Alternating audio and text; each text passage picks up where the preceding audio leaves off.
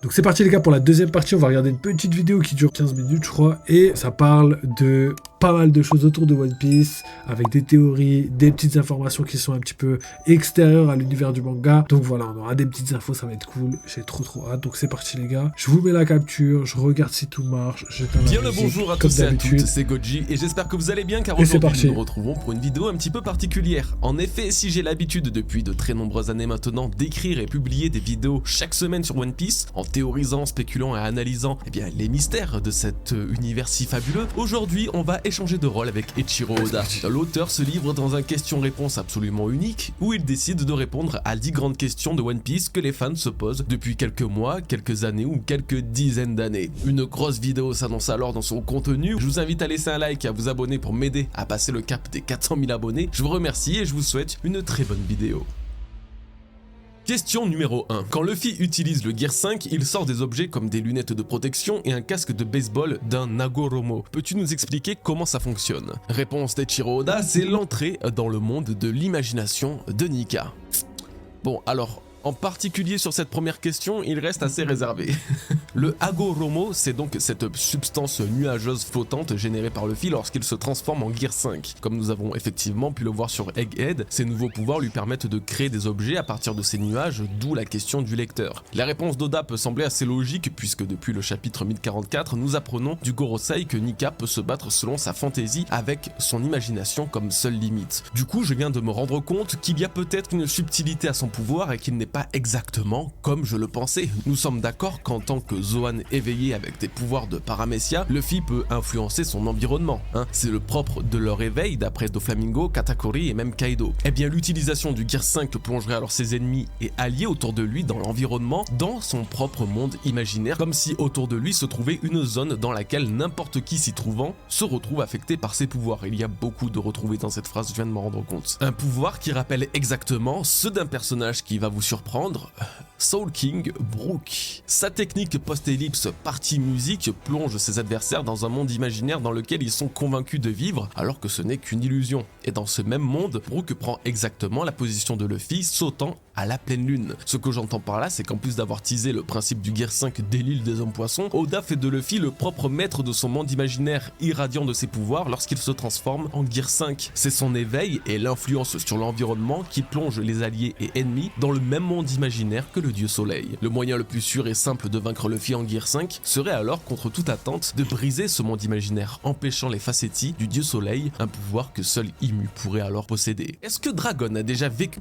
avec... Alors juste un truc, je voulais juste revenir sur ce qu'il a dit. Il a dit comme quoi c'était logique pour lui que Luffy, via son Zoan mythique, puisse maîtriser son environnement, sauf que c'est un éveil qui est censé appartenir, pas aux Zoan, mais plutôt, tout simplement, aux Paramecia. Et c'est ça qui est intéressant et qu'il faut garder en tête, c'est que Luffy, son fruit, le fait de plonger quelqu'un dans un univers spécial, c'est pas logique, étant donné que c'est un Zoan mythique. Par contre, quand tu regardes Brook, lui, c'est logique parce que c'est un Paramecia. Il plonge les gens dans son univers parce que, voilà, c'est logique, tu vois. Il est là, il les emmène dans son univers, dans son environnement, parce que c'est ce qui est propre au Paramecia. Et là, le seul truc que j'ai à redire, c'est que Luffy, malgré le fait qu'il le fait et que c'est bien réel, c'est quand même une question qu'il faut garder en suspens parce que c'est pas normal, étant donné que normalement, il y a que les Paramecia qui font ça et pas les Zoan. Donc, est-ce que c'est lié au fait que ce soit un Zoan mythique? Est-ce que tous les Zoan mythiques ont potentiellement le même type d'éveil que les Logia, même si les Logia, on sait pas encore ce que c'est, et pareil, le même type d'éveil que les Paramecia, même si les Paramecia, on sait ce que c'est, mais qu'au final, on sait pas encore si c'est lié au fait que ce soit un Zoan mythique. Mais en tout cas, vous avez capté, tout ça, ça porte à interrogation et c'est des détails qui, je pense, vont avoir leur explication bien plus tard. C'est parti. Luffy. Réponse d'Eiichiro Oda, non, du moins pas dans les souvenirs de Luffy. Il est différent de Kuma car il est le chef de l'armée révolutionnaire. Et si leur relation de parenté est révélée, cela mettrait la vie de Luffy en danger.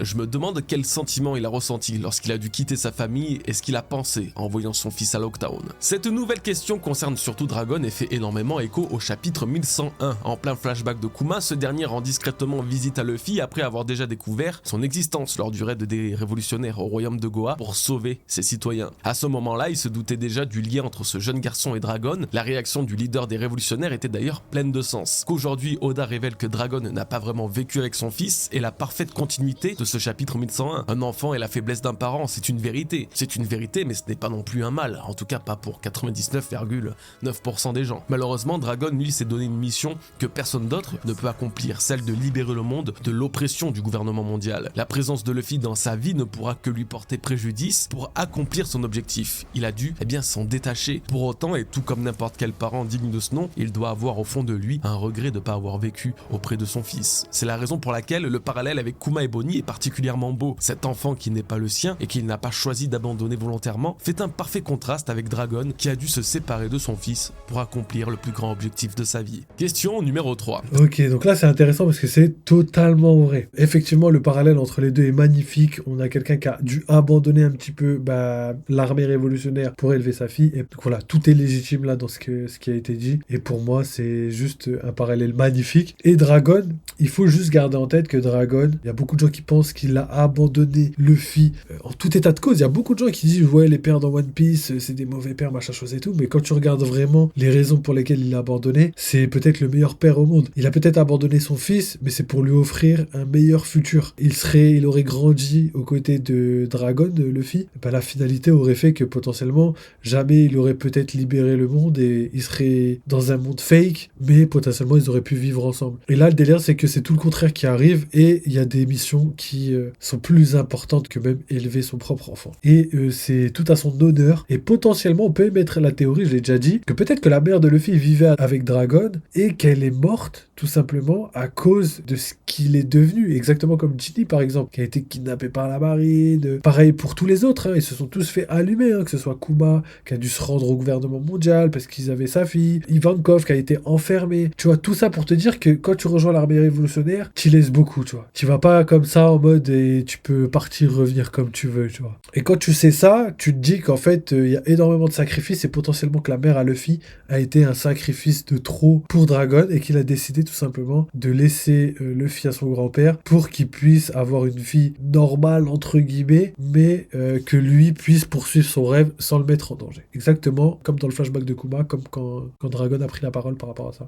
Sabo a hérité du Mera Mera no Mi. Il démontre toute la puissance de ce fruit. A-t-il suivi un entraînement pour apprendre à utiliser correctement ce fruit du démon? Réponse d'Eiichiro Oda, il s'entraîne tous les jours. Je pense que Sabo, qui a retrouvé la mémoire, se souvient de beaucoup de choses. Cette question peut paraître bateau au premier abord parce que oui, on sait que Sabo s'entraîne beaucoup, à peine l'arc de Dressrosa terminé, que nous le voyons s'entraîner sur Baltigo avec ses nouveaux pouvoirs. Pourtant, mentionner le regain de mémoire de Sabo ne serait pas anodin de la part d'Oda. Et si Sabo utilise si bien ses nouveaux pouvoirs, juste... Ok, donc là c'est tout simple les gars, c'est parce qu'en fait, tous les mouvements que Ace avait, il les connaissait étant donné qu'il s'entraînait déjà pareil quand ils étaient enfants, donc je pense qu'il va dire ça. Justement car, ils appartenaient à Ace par le passé, et que l'expérience de son frère avec le Mera Mera no Mi lui a été transmise. Que les fruits du démon, vu qu'ils semblent eux aussi posséder une vie, une forme de volonté, puissent conférer à leurs nouveaux utilisateurs certains souvenirs ou certaines expériences de leur ancien possesseur. La plus grande preuve à cette théorie se trouve justement au chapitre 792. Burgess provoque Sabo en lui rappelant la mort d'Ace. Le vice-commandant des révolutionnaires gardera plus ou moins son calme, lui disant qu'il leur pardonne, mais que les flammes d'Ace, elles, ne leur ont pas pardonné. Tout en attaquant Burgess avec la même technique que son frère, le Iken, le poing ardent. Voici pourquoi Sabo, ayant hérité du Mera Mera no Mi, est si puissant avec lui déjà car il s'entraîne, mais surtout car ce fruit du démon recèle en lui l'expérience de ses combats passés avec Ace, créant une synergie exceptionnelle entre le corps et l'esprit des deux frères. Du coup, peut-être que Luffy aussi aura des souvenirs de Joy Boy ou des restes de sa puissance, vu que lui aussi possédait le Ito Ito no Mi modèle Nika il y a de cela 800 ans.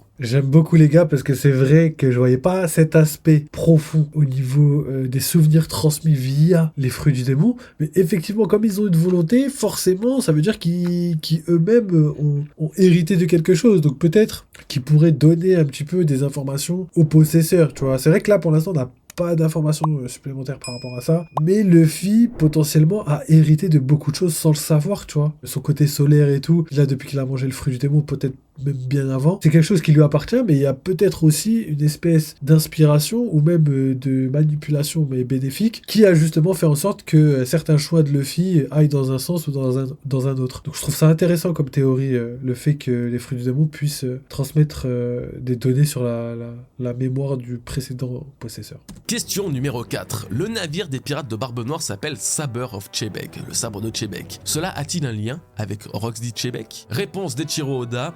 Chebek est le nom d'un type de navire, donc cela pourrait être une coïncidence ou peut-être pas. Bon bah dis donc Oda, surtout te gêne pas, hein. Si on te fait chier, dis-le nous tout de suite, on arrête de lire ton manga. Hein. Bah ouais, du coup il n'y a pas grand chose à dire là-dessus, à part qu'Oda met très souvent de gros liens bien théoriques entre plusieurs personnages ou événements, comme une espèce de coïncidence, sauf que ça veut tout rien dire. Je pense quand même que s'il ne répond pas à cette question alors qu'il a sélectionné sur plusieurs milliers qu'on se pose sur One Piece, c'est peut-être justement car la réponse se trouve déjà dans la question. Le lien entre Barbe Noire et Chebek est bien trop évident pour n'être que la source du hasard, surtout dans One Piece. Alors s'il dit que c'est peut-être pas une coïncidence, c'est effectivement que ça n'en est pas une. Il sait très bien ce qu'il fait et il aurait pu nommer le navire de Teach de mille et une manières, or il a décidé de le nommer comme le capitaine des Rocks, et ce seulement quelques mois ou semaines avant la révélation de son existence. S'il n'en parle pas maintenant, c'est qu'Oda nous prépare bel et bien le flashback et l'histoire de Chebek qui fera directement le lien avec celui de Marshall D. Teach. Et pour moi, c'est évident dans le sens où c'est vrai que Barbe Noire et Xebec pourraient avoir un lien, mais potentiellement pas un lien de parenté, tu vois. Et le fait que Xebec ou Chebek, là, comme ils disent, soit un bateau, ça montre déjà que ça pourrait être une coïncidence, tu vois.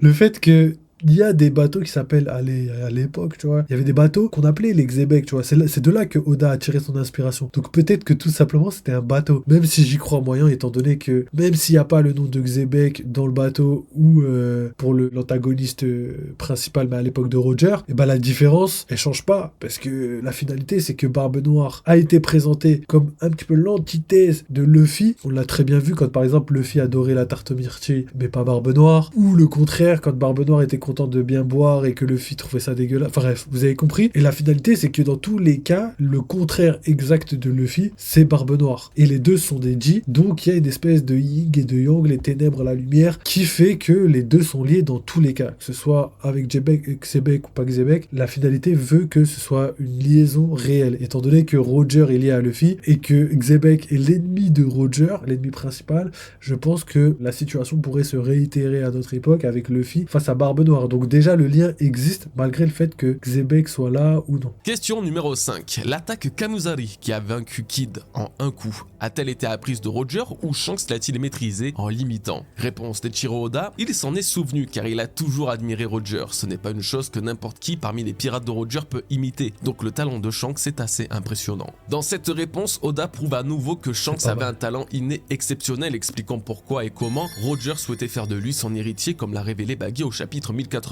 Shanks n'est pas l'un des plus puissants personnages de One Piece par pur hasard ou par défaut. Il y a quelque chose chez lui et dans son sang qui le rend si exceptionnel, rendant alors la théorie qu'il est le fils de Figarland Garling cohérente à 1000%. En fait, on parle là d'un chevalier divin, leader de ce groupe de guerriers célestes qui semble avoir de grandes compétences au sabre. Effectivement, on peut comprendre en quoi le talent de Shanks est aussi impressionnant pour imiter le Kamuzari du roi des pirates, s'il est bel et bien le fils d'un tel personnage.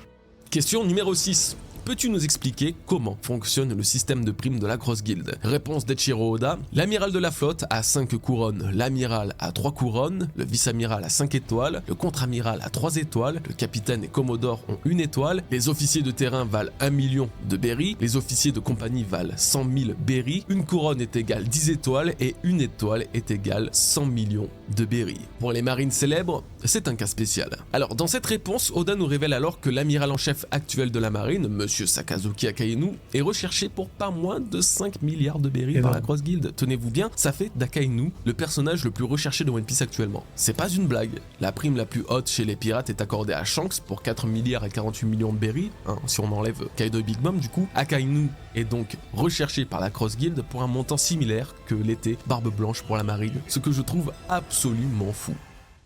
Question numéro 7. En tant que 10e capitaine de l'équipage de Barbe Noire, quel genre de travail fait Kuzan à Aokiji? Et a-t-il des subordonnés? Réponse d'Eiichiro Oda, il a des subordonnés. Il n'est pas du genre à obéir à tout ce que dit Barbe Noire. Pour Kuzan, être membre d'un équipage de pirates n'implique pas nécessairement de faire de mauvaises actions. Cela signifie plutôt vivre librement. Ok, donc là c'est intéressant et on va discuter de ça, mais juste avant je veux revenir sur ce qu'il a dit par rapport à Sakazuki. Les gars, 5 milliards de berry, donc si Sakazuki est faible, je comprends pas pourquoi Oda se serait fait chier à mettre autant d'argent sur sa tête, même si c'est pas le gouvernement mondial qui donne l'argent. Pour moi c'est encore plus cohérent quand c'est les pirates qui mettent leurs primes, tu vois, parce que les pirates, eux, sont à même de savoir ce qu'est la vraie puissance. Baggy est un empereur, c'est lui qui a la tête de la Cross Grill, il connaît un petit peu le level de Mihawk, donc voilà, quand ils mettent Akainu au-dessus de tout, il y a le côté dangerosité, ça je vous l'accorde, mais il y a aussi le côté puissance, donc Akainu level amiral, c'est totalement impossible. Et Akainu à peu près niveau égal à Aokiji, j'y crois moyen.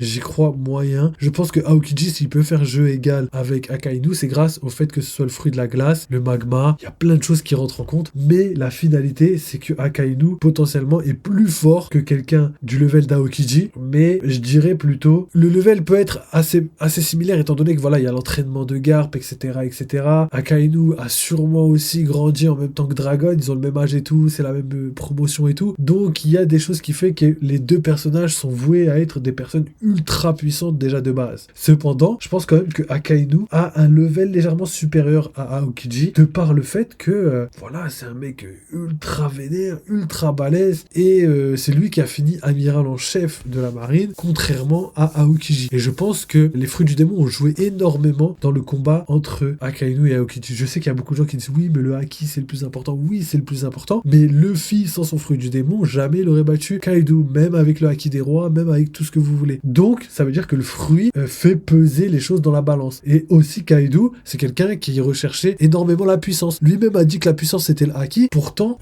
quand il veut un équipage de personnages puissants, il a choisi les fruits du démon. Donc, vous comprenez aussi que le haki, c'est des choses aussi qui sont ultra puissants, d'un côté, mais aussi des choses qui sont, entre guillemets, à mettre sur la même ligne qu'un fruit du démon, malgré le fait que le haki soit supérieur au fruit du démon. Donc voilà, les gars, merci d'avoir regardé, mais c'est terminé pour cette première partie. Je vous mets la partie de juste en haut à droite, comme ça vous pouvez basculer directement. Sinon, si jamais vous voulez soutenir la chaîne comme d'habitude, le petit like, le petit follow, le petit commentaire, vous avez accès à Twitter et Discord si jamais vous voulez des infos supplémentaires ou même discuter avec la commu, n'hésitez pas les gars. Et sinon, il y a les petites souscriptions, que ce soit pour YouTube ou pour Twitch. Voilà, si vous voulez participer au développement financier les gars, n'hésitez pas, ça nous aide énormément et en plus vous avez accès à pas mal de trucs assez sympathiques. Donc voilà les gars, merci d'avoir regardé cette vidéo encore une fois. Vive les jeux vidéo, vive One Piece et à très vite.